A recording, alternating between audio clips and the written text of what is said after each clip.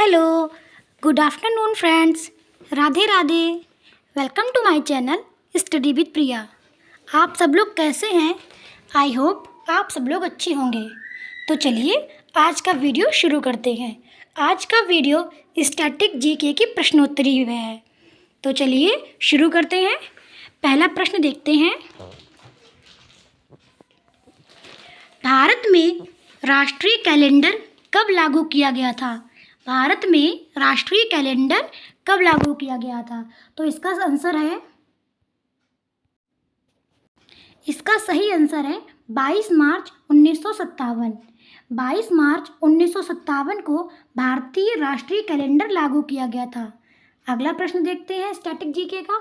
शुंग वंश के संस्थापक कौन थे?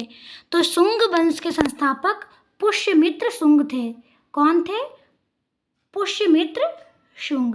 शुंग वंश के संस्थापक पुष्यमित्र शुंग थे। अगला प्रश्न देखते हैं। रबर उत्पादन में अग्रणी देश कौन है? तो रबर उत्पादन में अग्रणी देश थाईलैंड है। कौन सा है? थाईलैंड में सबसे ज़्यादा रबर उत्पादन होता है। अगला प्रश्न देखते हैं।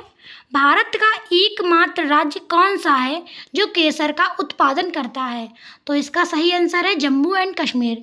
जम्मू कश्मीर एकमात्र राज्य ऐसा है जो केसर का उत्पादन करता है।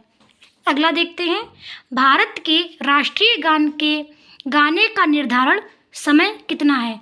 तो भारत के राष्ट्रीय गाने का निर्धारण समय 52 सेकेंड है। अगला देखते हैं। राजा भोज द्वारा बनवाई गई विशाल झील कहाँ स्थित है? राजा भोज के द्वारा बनवाई गई विशाल झील भोपाल में स्थित है। कहाँ स्थित है? भोपाल में। चलिए अगला प्रश्न देखते हैं। मोहम्मद गौरी कहाँ का शासक था? मोहम्मद गौरी कहाँ का शासक था? तो मोहम्मद गौरी गजनी का शासक था। कहाँ का था? गजनी का शासक। अगला देखते हैं। बंगाल का प्राचीन नाम क्या था? बंगाल का प्राचीन नाम गौड़ था। क्या था? गौड़। अगला प्रश्न है। जिप्सम उत्पादन में अग्रणी राज्य कौन सा है? जिप्सम उत्पादन में अग्रणी राज्य राजस्थान है। कौन सा राज्य है अग्रणी? राजस्थान। राजस्थान में जो जिप्सम है वह अधिक मात्रा में प्राप्त होता है। अगला देखते हैं।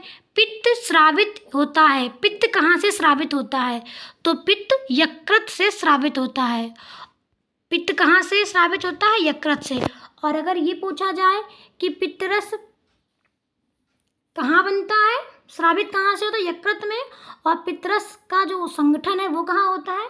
तो वह पित्ताशय में होता है। कहाँ होता है? पित्ताशय में। पित्ताशय ग्रंथि होती है हमारे शरीर में, उसमें होता है। एक एथलीट को त्वरित ऊर्जा प्राप्त करने के लिए दिया जाता है तो वो कौन सी ऊर्जा होती है? वह ऊर्जा होती है कार्बोहाइड्रेट। एक एथलीट को तुरंत ऊर्जा प्राप्त करने के लिए कार्बोहाइड्रेट दिया जाता है। आपने देखा भी होगा कि जो लोग एथलीट होते हैं वे जो पीते हैं ना पानी जैसा, वो कार्बोहाइड्रेट उसमें होता है। तो चलिए अगला देखते हैं। अगला है। भारत सबसे ज़्यादा निर्यात क्या करता है? तो भारत सबसे ज़्यादा निर्यात चाय करता है। भारत की एंटी टैंक मिसाइल कौन सी है? भारत की एंटी टैंक मिसाइल नाग है। कौन सी है? नाग। नाग जो मिसाइल है वह भारत की एंटी टैंक मिसाइल है। अगला प्रश्न है। डिगो गार्सिया किस महासागर द्वीप है? डिगो गार्सिया कौन सा महासागर द्वीप में है? तो डिगो गार्सिया हिंद महासागर द्वीप है। कौन सा है? हिंद महासागर द्वीप। अगला देखते हैं। कावेरी जल विवाद किन किन राज्यों में से संबंधित है? कावेरी जल विवाद आपने काफ़ी बार नाम सुना होगा। कावेरी जल विवाद तो वह है तमिलनाडु एवं कर्नाटक राज्य में। किस देश का राष्ट्रीय ध्वज सबसे पुराना है? किस देश का राष्ट्रीय ध्वज सबसे पुराना है? तो इसका सही आंसर है मिस्र। जो मिस्र राज्य है उसका जो ध्वज है वह सबसे पुराना है। अगला प्रश्न देखते हैं। गैल्वनाइज करने के लिए लोहे पर किस धातु की परत चढ़ाई जाती है? इसका सही आंसर है जस्ता। गैल्वनाइज करने के लिए लोहे पर जस्ता की धातु चढ़ाई जाती है। अगला प्रश्न है। सार्क सम्मेलन किस उद्देश्य से आरंभ किया गया था? जो सार्क सम्मेलन है वह क्षेत्रीय सहयोग के उद्देश्य से आरंभ किया गया था। UNHCR संस्था संबंधित है। तो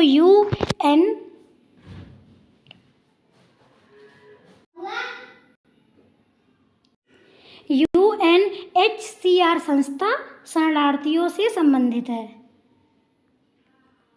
अगला देखते हैं, अंतर्राष्ट्रीय कोर्ट ऑफ का प्रथम न्यायाधीश कौन है? तो अंतर्राष्ट्रीय कोर्ट ऑफ का प्रथम न्यायाधीश नगेंद्र सिंह है। कौन है? नगेंद्र सिंह। अगला प्रश्न है, कुतुब मीनार को किसने पूरा करवाया था? कुतुब मीनार को इल्तुतमिश ने पूरा कराया था। और जो कुतुब मीनार है वो 3 फेज़ में बनी थी। पहला जो शुरू की जो थी इमारतें वो किसी और ने, सेकेंड और थर्ड जिसको पूरा करवाया था इल्तुतमिश ने। तो आपसे आज का प्रश्न है कि कुतुब मीनार जो शुरू का मतलब अर्थात उसका जो निर्माण करने की शुरुआत थी वह किस शासक ने की थी? आप लोग इसका आंसर कमेंट बॉक्स में दीजिएगा, नहीं तो जब मैं अगला वीडियो लाऊंगी तो उसमें आपको बताऊंगी कि कुतुब मीनार का निर्माण किसने करवाया था। अगला प्रश्न है, चौसा की लड़ाई में हुमायूं शेरशाह से पराजित हुई, वह कब हुई थी? वह 1539 में हुई थी। चौसा की लड़ाई शेरशाह और हुमायूं के बीच ही थी जो 1539 में हुई थी। अगला प्रश्न है, बिलगराम कन्नौज की लड़ाई में हुमायूं शेरशाह सूरी से पराजित हुआ था। शेरशाह का शासन कब प्रारंभ हुआ? तो शेरशाह का शासन 1540 में प्रारंभ हुआ। कब हुआ है? 1540 में। तो आज का वीडियो यहीं पर होता है। चलिए हम लोग एक बार रिवीजन करें। चलिए एक बार रिवीजन कर लेते हैं, फिर हम लोग आज का वीडियो समाप्त करते हैं।